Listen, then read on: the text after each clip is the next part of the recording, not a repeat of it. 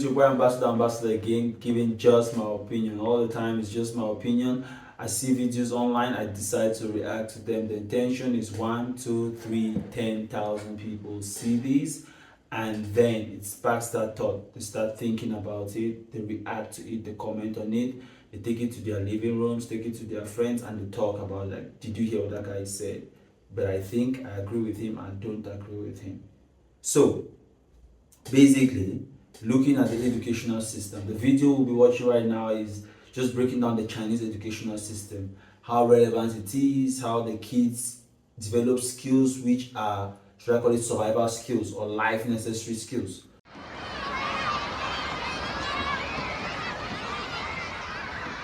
This kindergarten is completely open most of the year, and there is no boundary between inside and outside. So it means basically this architecture is roof. We made the roof as low as possible because we wanted to see children on top of the roof, not only underneath the roof. When you put many children in a quiet box, some of them get really nervous. But in this kindergarten, there is no reason they get nervous because there is no boundary. There are 3 trees popping through. The children fall into the net. And the boy on the branch, he loves the tree, so he's eating the tree.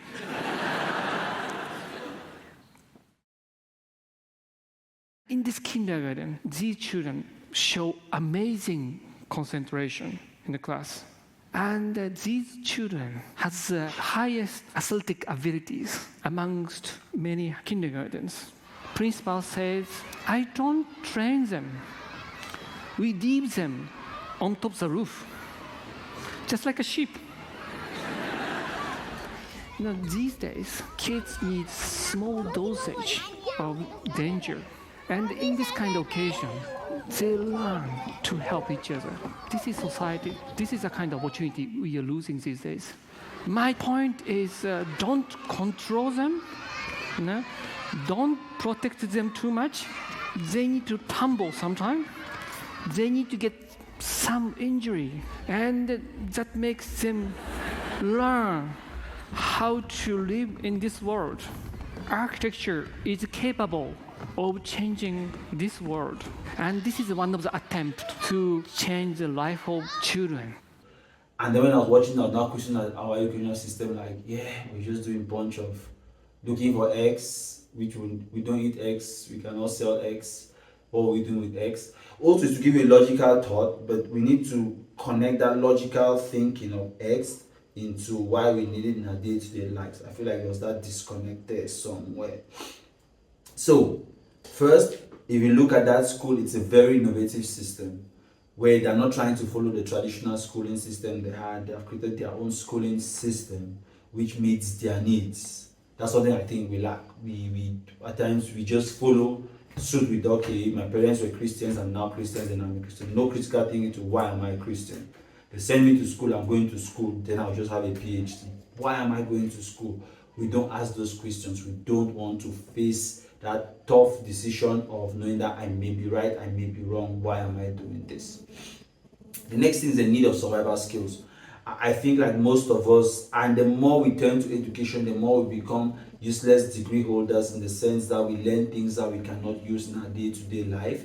Hence, we cannot help ourselves and we become very dependent on other people for our food, for our health, for our meditation, for our clothing. Everything you need to either buy or ask somebody for it because you don't have those basic skills. So survival skills are very important. The next thing, I was talking to somebody, I was like, our educational system has problems, but it will even get worse because of artificial intelligence. So AI is coming, and if your profession can be broken down into a bunch of rules, I think I've said this in another video, if your profession can be broken down into a bunch of rules, you are in trouble, because that's what programmers do. They just break down every activity or every task and then come out with a list of things, code it up, and then the computer starts executing it. So watch out. If all you know is just a bunch of rules, go to in the morning, sign this paper, next thing, put it there, add 1 to 2, totally, then present it as a receipt, add 1 to 2, totally, present it as a receipt.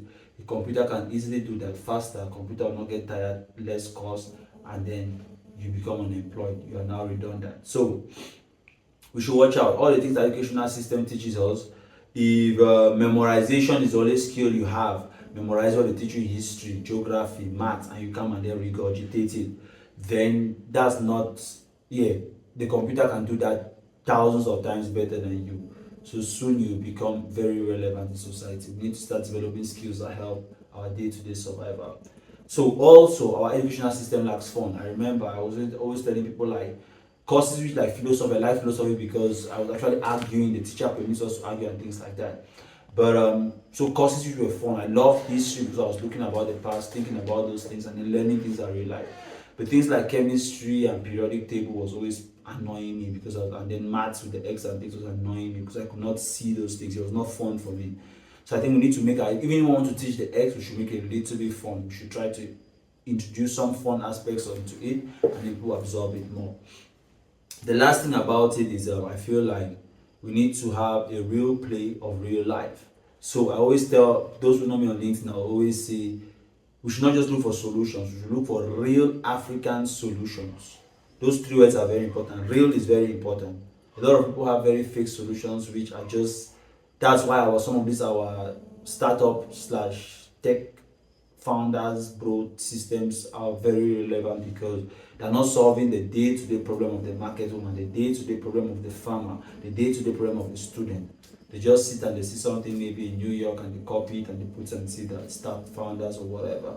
So we need real life scenarios where the students can copy it and then try to find solutions. And then in this video you see students cooking their food, eating their food, enjoying the food, and then they start to know that okay, if I cook like this, it tastes like this, I enjoy it like this, I need to cook this much to eat this much. There should be a correlation between your effort and your result, what you have. So basically that's just my thought about it. As usual, I tell you guys, comment about it, agree with me, don't agree with me, comment about it, and then take the thought, take the idea, translate into your living room, your schools, your group of friends. Let's start having critical thinking and then having relevant conversations instead of Real Madrid won Barcelona. How does that help us every day?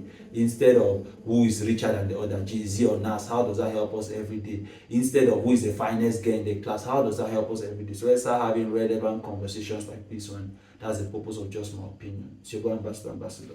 I'm out. Just my opinion.